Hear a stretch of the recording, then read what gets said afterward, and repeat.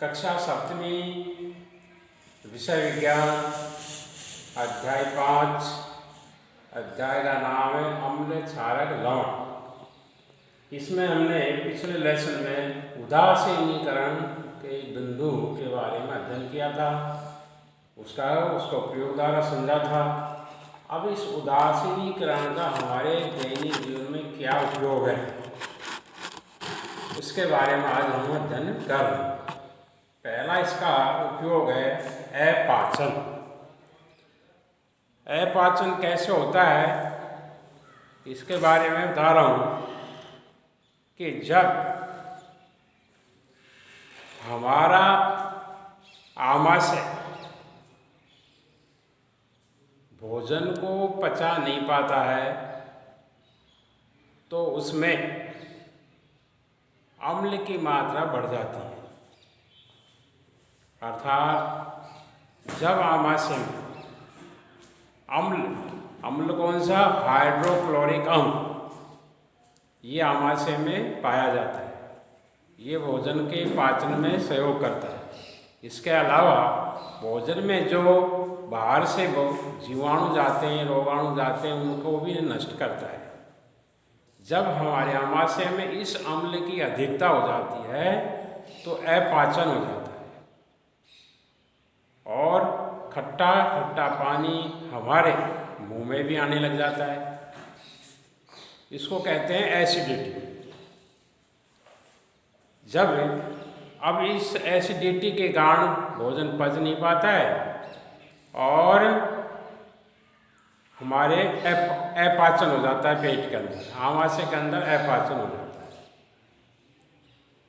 तो इसको दूर, यानी कि इस अपाचन को दूर करने के लिए किसी न किसी क्षारक की आवश्यकता पड़ती है, क्योंकि क्षारक और अम्ल मिलकर लवण और जल और ऊर्जा मुक्त होती है।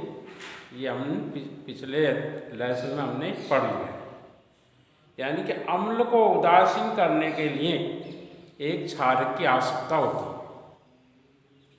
तो उस क्षारक का नाम है दूध या मैग्नीशियम हाइड्रोक्साइड, जो यहाँ पर लिख भी रखा है। और ये है इसका सूत्र Mg/OH ये मैग्नीशियम हाइड्रोक्साइड क्षारक का सूत्र है।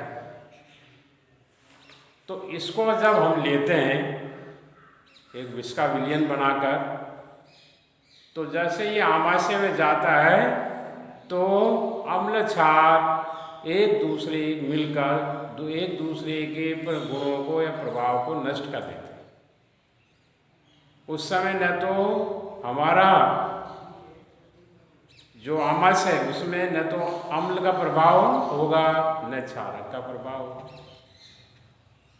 तो दोनों आपस में जब एक दूसरे के गुणों को या प्रभाव को नष्ट कर देते हैं तो लवण जल ऊर्जा मुक्त होती है। लवण बन जाता है, जल प्राप्त होता है और ऊर्जा निर्मुक्त होती है। तो इस प्रकार हम हमारे आमाशय में एसिडिटी को इसके द्वारा दूर या उदासीन कर देते हैं। अगला जो बिंदु है वह चींटी का डंक या मधुमक्खी। ये जब आपको डंक मारती है तो उस जगह बहुत तेजी से जलन लगती है। मधुमक्खी की जब किसी भी भैया बहन को मधुमक्खी ने डंक मार दिया तो उसको पता है कि कितनी जलन उस जगह लगती है। तो उसमें भी क्या होता है, उस चींटी या मधुमक्खी के जो डंक है, ततैया है, उनमें उस विलयन में क्या होता है, अम्ल होता है। वो विलयन ही अम्ल होता है, उसको हमारे शरीर में छोड़ देते हैं। जैसे इंजेक्शन लगाते हैं, इंजेक्शन से हमारे शरीर में उस दवाई को छोड़ा जाता है, वैसे ये करते हैं चींटी और मधुमक्खी, ततैया। तो हमारे जैसे ही शरीर में उस अम्ल को जैसे छोड़ते हैं तो उस जगह फिर बहुत तेजी से जलन लगती है। अब इस जलन को कैसे ठीक किया जाए? इस जलन को ठीक करने के लिए, अम्ल होता है उसमें, अम्ल को उदासीन किया और ये जलन समाप्त हो जाए। इसके लिए हमें सोडियम बाइकार्बोनेट, इसको कहते हैं खाने का सोडा, सोडियम बाइकार्बोनेट या कैलोमाइन का विलयन को उसमें मला जाता है, उस डंक के स्थान पे मला जाता है। ये क्षारक हैं दोनों। जैसे मलते हैं तो अम्ल क्षार आपस में एक दूसरे के प्रभाव को नष्ट कर देते हैं और वो जलन समाप्त हो जाती है। इस प्रकार हम चींटी के डंक या मधुमक्खी दत्तया के डंक से मुक्ति पा लेते हैं। इसके बाद तीसरा मृदा उपचार। मृदा का उपचार कैसे किया जाता है? जब मृदा में यानी मिट्टी में अम्ल की मात्रा बढ़ जाए या क्षारक की मात्रा बढ़ जाए तो उसमें क्या होता है, पेड़ पौधों की वृद्धि रुक जाती है या कम हो जाती है, धीमी हो जाती है। तो फिर पेड़ पौधों की जब वृद्धि नहीं होगी तो उससे वो उत्पादन हमें कैसे मिलेगा? नहीं मिलेगा। या फिर ज़्यादा हो जाएगी अम्ल क्षार की मात्रा उस भूमि में तो क्या होगा कि पेड़ पौधों की वृद्धि क्या है, उसमें पेड़ पौधे उगेंगे नहीं कभी। तो ऐसी मिट्टी में जब भूमि अम्लीय हो जाती है तो उस अम्लता को दूर करने के लिए भूमि में कुछ क्षारक पदार्थ मिलाए जाते। तो उस क्षारक का नाम है कैल्शियम ऑक्साइड। उस क्षारक का क्या नाम है? कैल्शियम ऑक्साइड, या इसको बिना भुजा चूना भी कहते हैं, या कैल्शियम हाइड्रोक्साइड जिसे भुजा हुआ चूना कहते हैं। इसको उस भूमि में अगर हम मिला दें तो वो अम्ल की जो मात्रा है या अम्ल है वो बिल्कुल दूर चले जाएगा, या दूर यानी नष्ट हो जाएगा। अम्ल और क्षार मिलकर दोनों आपस में उदासीन हो जाते हैं। फिर हम उस मिट्टी में पेड़ पौधे लगाएंगे तो वो आसानी से वहाँ पर उनकी वृद्धि हो जाएगी, उग जाएंगे। इस प्रकार भूमि में से अम्लता दूर की जाती है। लेकिन जब मृदा क्षारीय हो जाए तो उस क्षारक के प्रभाव को कैसे दूर करेंगे वे उस मृदा में से? क्षारक भी क्योंकि पेड़ पौधों की वृद्धि को रोक देता है, वो भी उसमें पेड़ पौधों को पनपने नहीं देता है, उगने नहीं देता है। तो उस मिट्टी में हम जैविक पदार्थ यानी कि गोबर की जो खाद होती है उसको मिलाते हैं। उसको मिलाने से क्या होता है कि उसी खाद में अम्ल होता है, अम्ल की मात्रा होती है। तो क्षार और अम्ल दोनों आपस में क्रिया करके उदासीन हो जाते हैं और वो उस मिट्टी में से क्षारक तत्वों की या क्षारकता जो है उस लिए वो दूर हो जाती है और आसानी से हम उस मिट्टी में पेड़ पौधों की वृद्धि कर सकते हैं, उगा सकते हैं। अगला जो बिंदु है चौथा, यानी कि दैनिक जीवन में हमने जो इसके उदासीनीकरण के उपयोग हम पढ़ रहे हैं उसमें आता है चौथा बिंदु कारखानों का अपशिष्ट।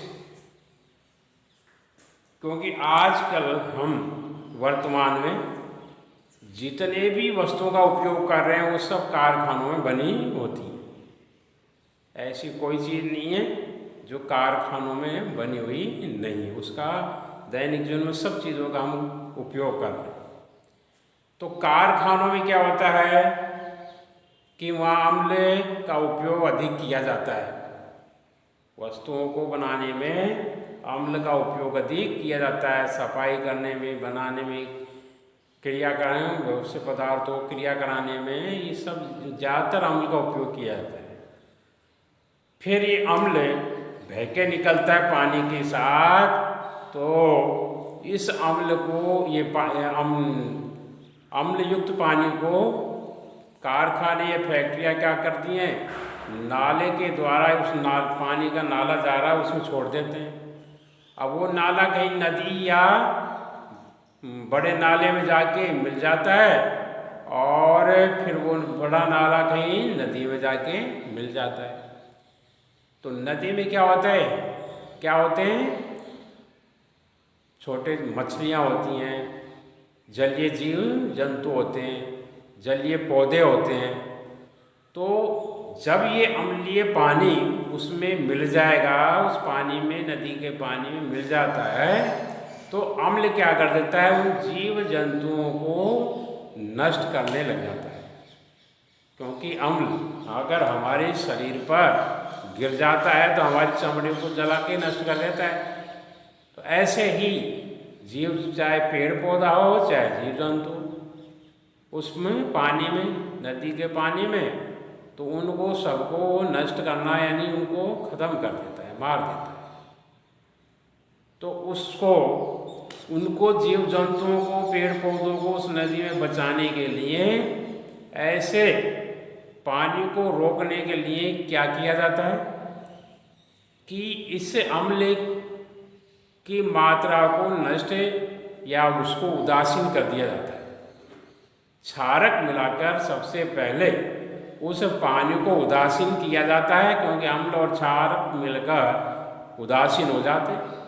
फिर उदासीन होने के बाद उसका कोई न अम्ल का प्रभाव जीव जंतुओं पर पड़ेगा न क्षारक का पड़ेगा।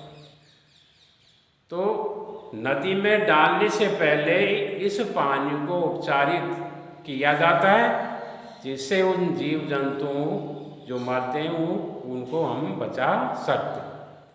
इस प्रकार कारखानों से निकले अपशिष्ट जल को हम क्षारक मिलाकर उपचारित या उदासीन करते हैं। इसके बाद हम प्रश्न दे रहे हैं आपको। उन प्रश्नों को आप रजिस्टर में करने हैं, याद करने। पहला प्रश्न है, अम्ल क्षारक के गुण व उदाहरण लिखने हैं आप। अम्ल के उदाहरण और क्षारक के उदाहरण। सूचक किसे कहते हैं? दो प्राकृतिक सूचकों के नाम, इसकी परिभाषा लिखनी है और दो प्राकृतिक सूचकों के नाम लिखने। फिर उदासीनीकरण किसे कहते हैं, इसकी परिभाषा लिखनी है और इसकी समीकरण लिखनी। दैनिक जीवन में उदासीनीकरण के अनुप्रयोग, जो अभी मैंने आपको 4 बिंदु बताए हैं, उनका वर्णन कर सकते हैं, आप करेंगे। और मान लीजिए इसमें नहीं लिखा तो आप पुस्तक में का भी उपयोग कर सकते हैं, या फिर बार बार जैसे मैंने बताया उसको निकाल कर, मैंने जैसे जैसे बताया उसको पूरे को आप लिखेंगे।